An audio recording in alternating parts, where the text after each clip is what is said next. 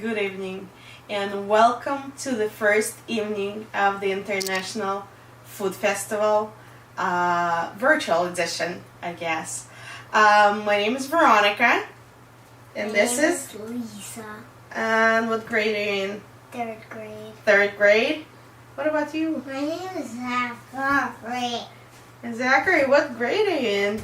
I'm not in a grade, I'm just in kindergarten. You're in kindergarten. Okay, and we're going to be representing Russian cooking for you, right? And we're going to cook something Russian. What do you think we should prepare? Bean. Blini? That's a good idea. I think we're going to make some of those today. And soup. So we're going to be making a traditional Russian soup called shi. And I'm going to start the first step so we can get this going. And then I'll talk to you more about this. So I've gotten a pot on the stove filled with water. And I'm going to add to this a piece of beef, which is beef shank and some oxtail. They're going in. They've been washed and dried. So let's go and add them in and increase the water. Okay, so this is it. It's going in. All we're gonna add to this broth are some whole peppercorns, about 10 or so, I'd say, and a few bay leaves. So now we're gonna wait until our broth comes to boil, and I'm using a very heavy pot, cast iron pot, because it distributes heat very well, and it's really great for soups and stews of any sorts. So it's slowly already coming up to the boil, and I'll show you what I do with it when it comes to boil. But I just want to tell you a little bit about this Russian soup. As we mentioned, it's called, what is the name of the soup? Shi. And in Russian there is a saying, and what they say is "Shi и каша, пища наша." Do you think you can translate it, Lisa? So, kasha means buckwheat in English. That's right. And she is this soup, right? Yeah. So what it says is this soup and buckwheat are our food staples, right? So they're Russian food staples from a very long time ago. So as this soup, as this broth is coming to a boil, I'm gonna get a strainer and a little container, and I'm gonna start skimming what comes up to the surface. I continue to skim the beef broth, as you can see, and get rid of everything that comes on top. So if you're going along with me, you should be at this step. And once it came to the boil, and I skimmed it, and I'll continue to skim it, I'm just showing you, this is the time I'm gonna add my salt. And I will post a list of ingredients with the exact measurements. And I think it was posted already, so you can see I added about 1 teaspoon of salt right now. So this will continue to boil, and I'll lower my heat to medium. And I wanted to talk to you more about this soup. So this soup, shi, is comes in 2 different varieties. The first one is what Russians called fresh or green shi, and then another one called sour shi. Sour means that it's cooked with a Russian sauerkraut. And I just wanted to show you what Russian sauerkraut is. So it's not your typical sauerkraut that's gray in color. This is very fresh. Lisa, have you tried this before? How often do you eat it? I eat it many times. Uh-huh. Like once a week or so. Oh, maybe more. Yeah, almost like every day.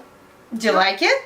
Yeah, a lot. Is it crunchy? You want to try? Go ahead. Yep, it's very crunchy. So this has cabbage and carrots, and it has been fermented a little bit with salt and sugar. And it is very, very tasty. So this is the base of my soup. You can use fresh cabbage, and I'll show you when you will add your cut fresh cabbage instead of me adding. So good, huh? Me adding the sauerkraut. So let's get to that step. So our broth will boil for an hour, which gives us a great pocket of time. And in this time we can do the mix for our blini. The ingredients for blini are as follows. We got 2 eggs right here.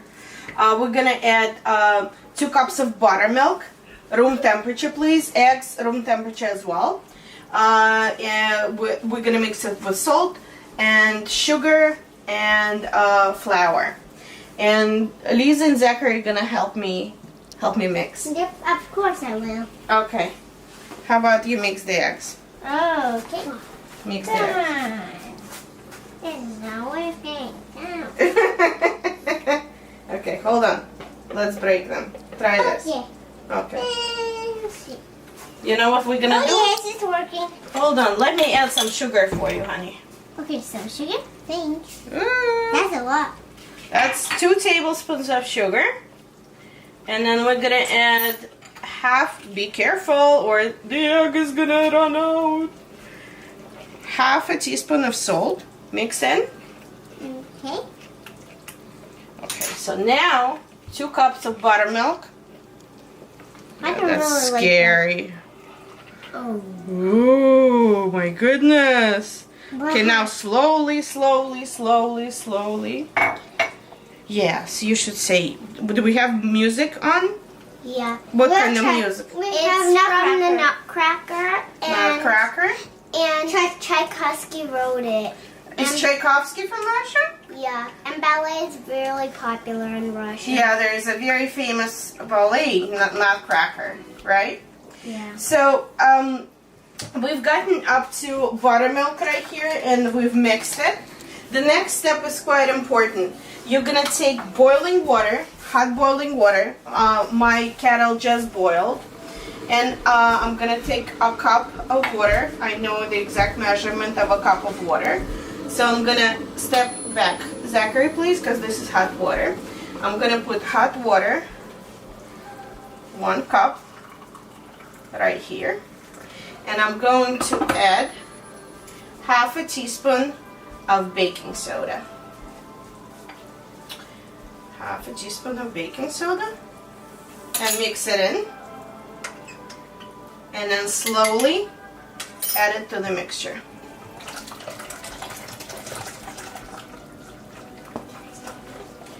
And now we're gonna add the last ingredient, which is flour.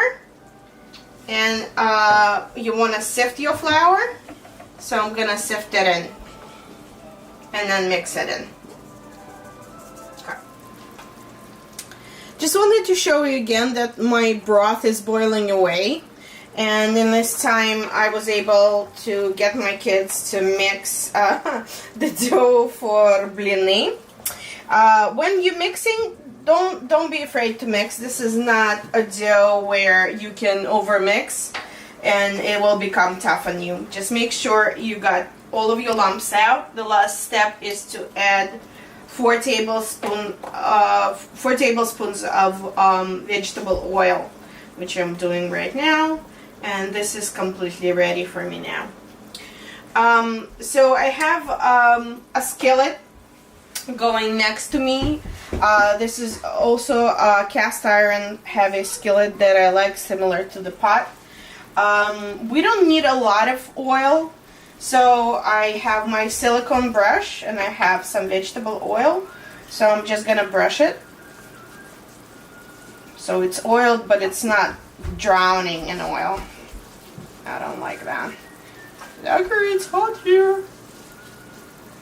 Okay, and I'm gonna take a large spoon and go with my first blin.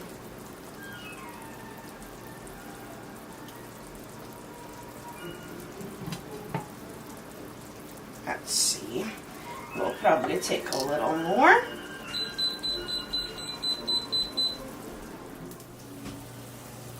Okay, let's turn this. Okay, the first one is a little thicker than I want it to be, so we'll try to go a little thinner with our next one. And you really have to find your perfect temperature and your perfect thickness, but they should be thin because you will be serving it as your appetizer as well as your dessert. So let me see how fast we're going. We're going better now on the 7. I think I should stay there. And yeah, I'm gonna take it out. Go a little bit with my oil.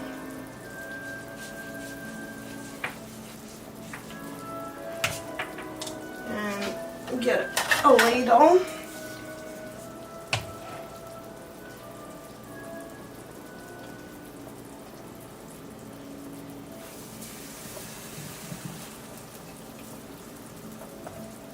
You want it thin, thin, thin.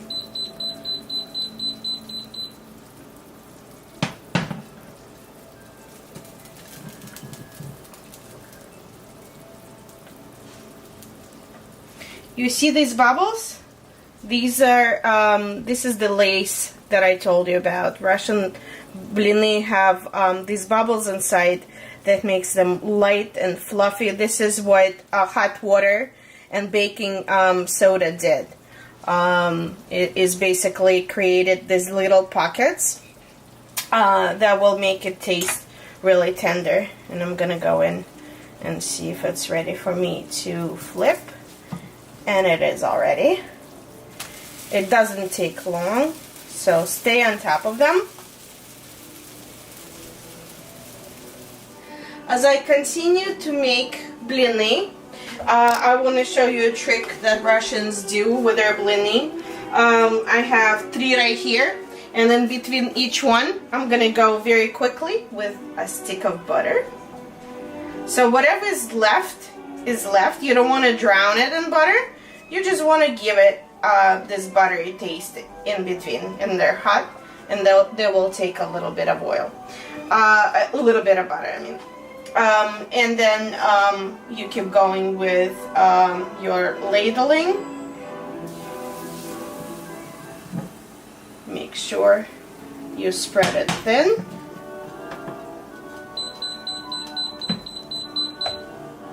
Yeah, this is good. And we continue to make them. Okay, just wanted to point out, the further I go, the better blini come out. There is a Russian saying, "Первый блин комом," which means the first one is always going to be screwed up, basically. But as I go, you see these bubbles inside. This is the deliciousness of the Russian blini. And I keep going. I keep making them. My cast iron is becoming very hot because it is cast iron. So I need to move it constantly to make sure that it's thin, and do it very quickly. But they are very pretty, and we are moving very well. And the next step, we'll let our blini rest, and we'll come back to the soup because it has been boiling away for a while now, and we'll finish off the soup and assemble our appetizers and desserts with blini. Okay, as we continue to cook our soup, of course, блины готовы. И, would you like one? I'll try. You'll try? Would you like one? I would want one, but it's a little hot. It's a little hot for you? Okay, try a little piece right here. How is it? Kind of good. Kind of good? I mean, Really good. very good. Okay, you hold yours, and I'm gonna get. Okay, hold it. I'm gonna get to cutting the vegetables for a sheet. First, I'm gonna do the onion. I have a really large onion that I'm gonna cut into small dice. I'm not gonna go super fine. If the dice is a little larger, it's not the end of the world. As long as we don't have humongous pieces in there. So I'm just gonna cut in here and then start cutting.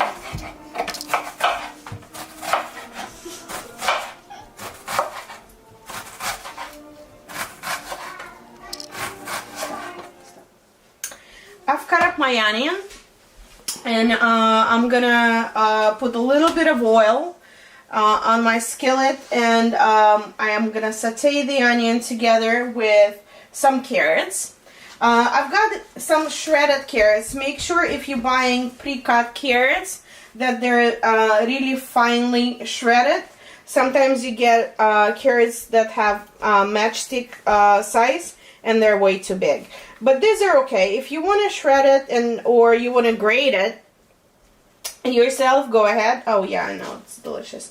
But I've gotten a little bit of help from the store and I'm going to use it today. So once again, we're going to put a little bit of oil. Don't drown it in oil because our meat has a lot of fat on the bones. So a little bit of oil, onion, carrots, and celery. So we continue to saute our onions, carrots, and celery together with a little bit of oil. We're gonna go lightly with salt,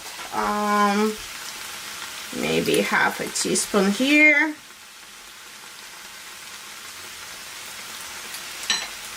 And it will continue to saute for about 10 minutes. While I'm waiting on that, I'm going to cut up my fresh cabbage. And this is regular green cabbage. What I'm going to do, since I do have Russian sauerkraut, I'm going to use 3/4 of that and 1/4 of fresh green cabbage. I've cored the cabbage already, as you can see, so I went in on the angle and I took the core out.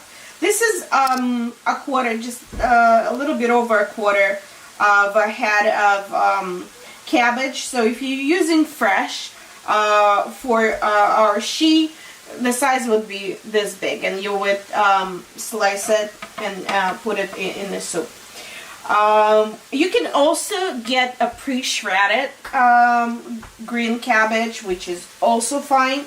When you open the package, depending on the store, you might find bigger pieces in there. Make sure if they got, you know, when they slice up the core, it gets in there, unfortunately. So just fish it out. But I'm gonna go with my cutting. I am not doing super fine chop, but I don't want it very thick either. So just to show you, maybe pieces like these.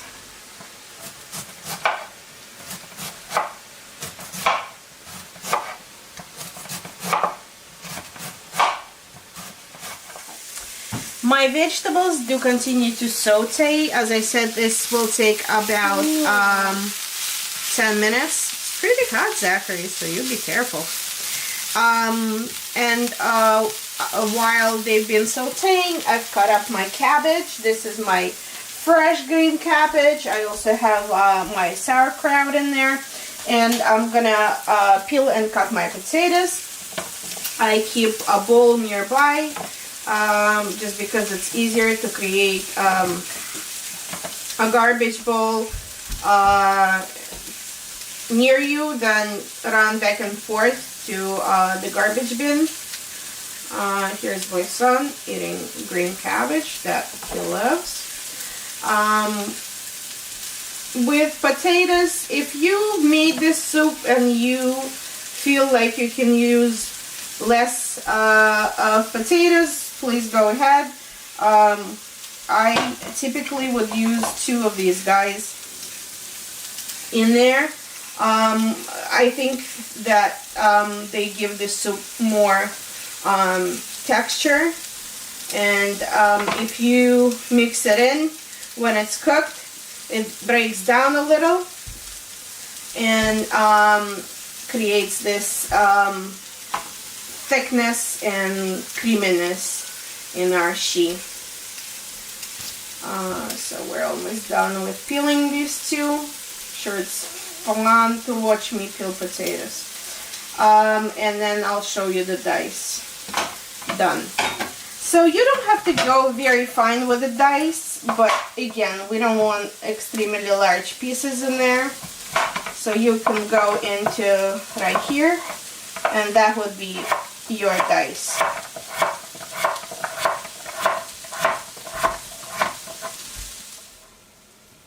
Our vegetables are done, and we can start assembling our soup. Our vegetables go into our broth. Our broth completely cleared out. Okay. I'm gonna add my potatoes right here. Runaway potato. And I'm gonna add my cabbage. I'm gonna increase. Can I please increase this? And I'm gonna add my cabbage in here.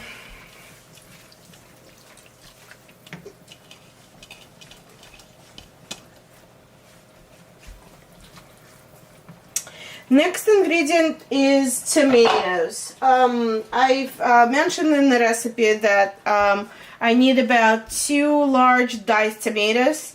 I did take some help from the store again. These are diced tomatoes, and they have been seeded and the skins are off. So I'm gonna use it. I've used these tomatoes before and I know them well. So they're of a good quality, and I'm not gonna bother with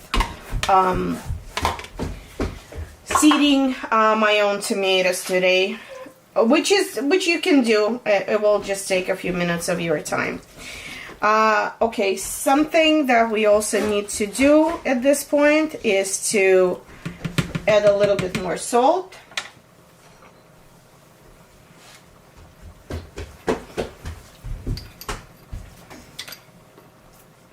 And your soup will continue to boil away, and you've gotten another pocket of time to assemble your appetizers as well as desserts.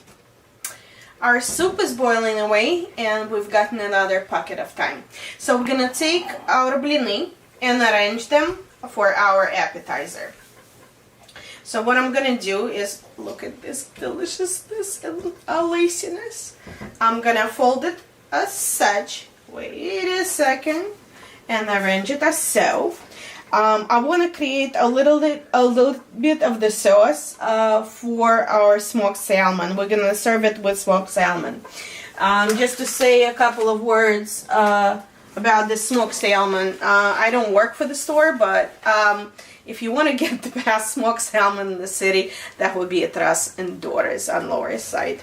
I've tried a lot of different styles of salmon, and their gravlax is outstanding. So go buy it and go try it. Because we're doing gravlax, I want to create a little bit of dill sour cream sauce. So I'm just going to take a little bit of sour cream, just a few sprigs of dill, chop them up.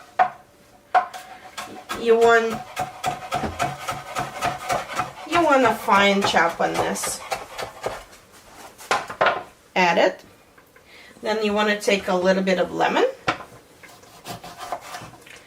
and squeeze it.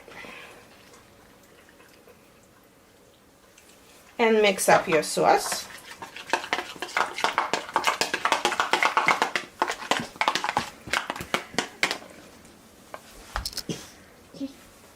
So that would be our sauce. And then we'll go for our gravlax right here.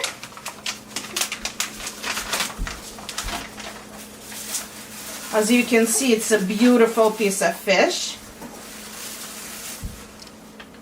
What a beautiful job with cutting too, because the middle was cut out.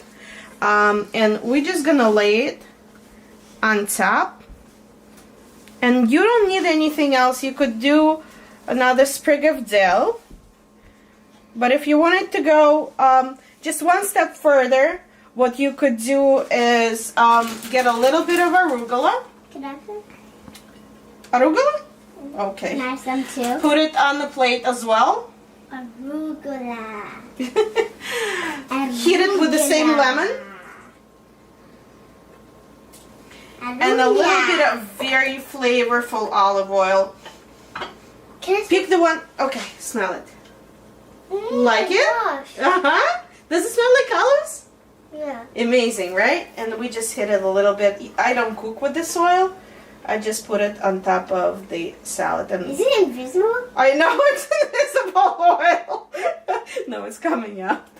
And this is your appetizer, Russian blini with smoked salmon, sour cream dill sauce, arugula, olive oil, and some lemon. Since we made our blini, we have to use them in many different ways, just because we don't want to lose these delicious freshly made blini. So I'm gonna use the same blini as base for a dessert. Traditionally, Russians eat their blini with sour cream. So I'm gonna put a little bit of sour cream. I'm gonna put it on the side. For example, Lisa will never eat it with sour cream. Do you like it with sour cream? No. No. Okay. So I'm gonna put it on the side, and then over, I'm gonna put some wild strawberries. Wild strawberries are very common in Russia. It's something that lots of Russians love. They're much smaller than the regular strawberries, and they're absolutely. You want some? I don't really like it. Okay. And they're really delicious. I don't want to put it in anymore since you ate it, but this would be served just like that with your evening tea. And this is another use of blini that we just made. Enjoy. Zachary, Lisa, are you ready to eat? Yeah. Okay, try it. Try it. Come on, Liz. You can do it. Try it. Eat it. You're scared of a fork? How is it, Liz? Is it good? I am so glad. You want to go for more? That's perfect. Zachary, do you want to go for more? Of course. Of course. I know. Okay, let me cut another piece for you. Do, do, do, do. Okay. Okay. Let's split apart. They split apart. No. Da, da, da. How good is that? Tell me. Tell me. Very good because I just ate it in one bite. You ate it in one bite. I think that says it all.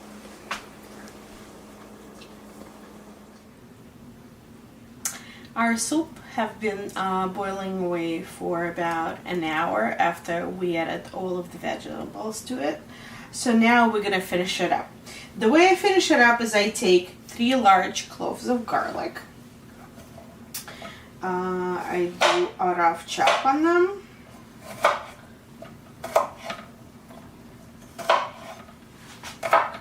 rough chop. And then I add some kosher salt, which will act as an abrasive to make kind of a paste out of this.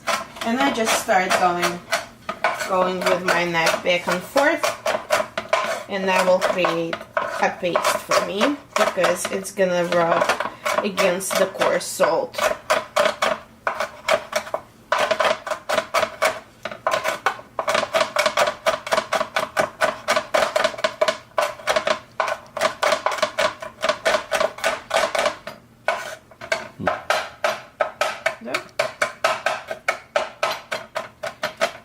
Now it's very small dice or almost a paste, and we're gonna add a bunch of parsley and dill and mix it in with our garlic. First the rough chop.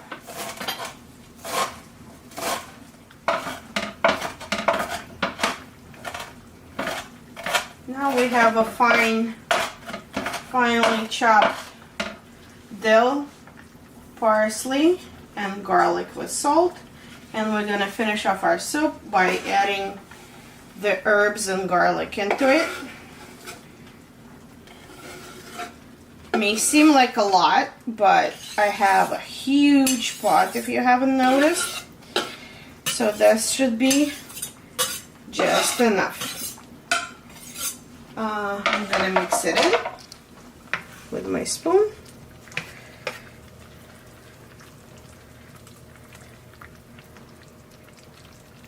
And it will go all over the soup.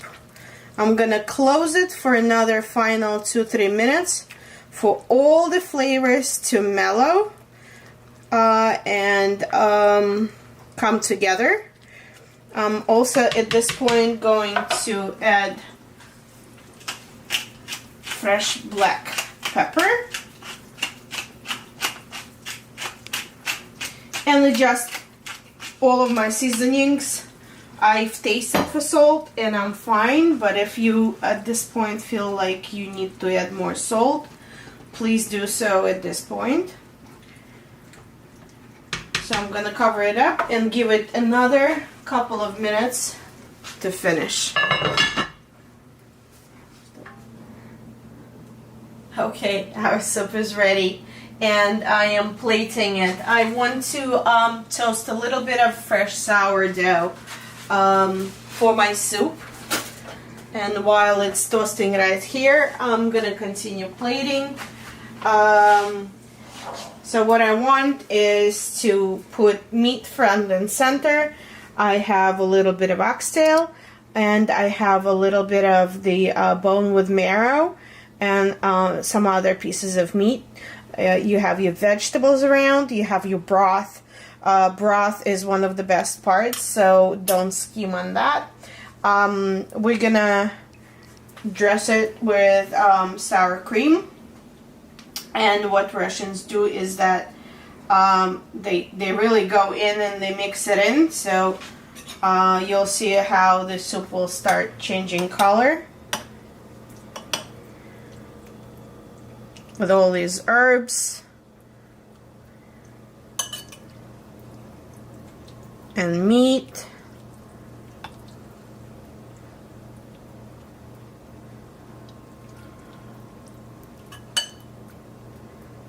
And we're gonna take our piece of sourdough.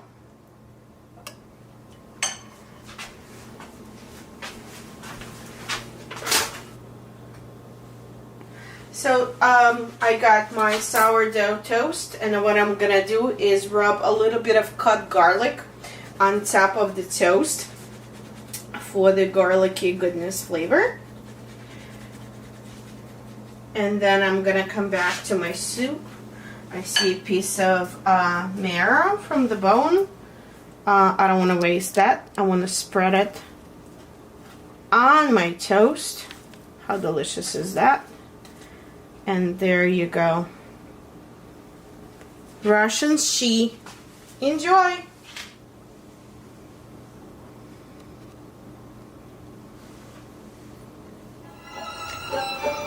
keeping in theme with our Russian cooking, tonight Elizabeth Janice, a 3rd grader, will dance a Russian dance from Tchaikovsky's Swan Lake. Enjoy!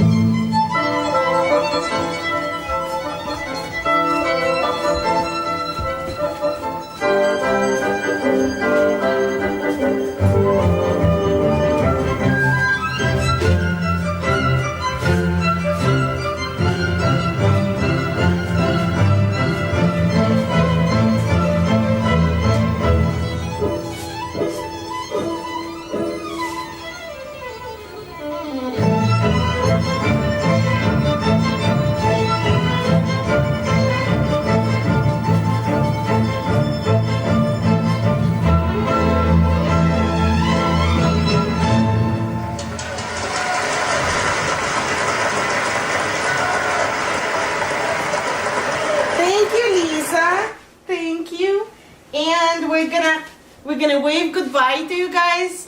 Thank you for watching us cook and dance tonight.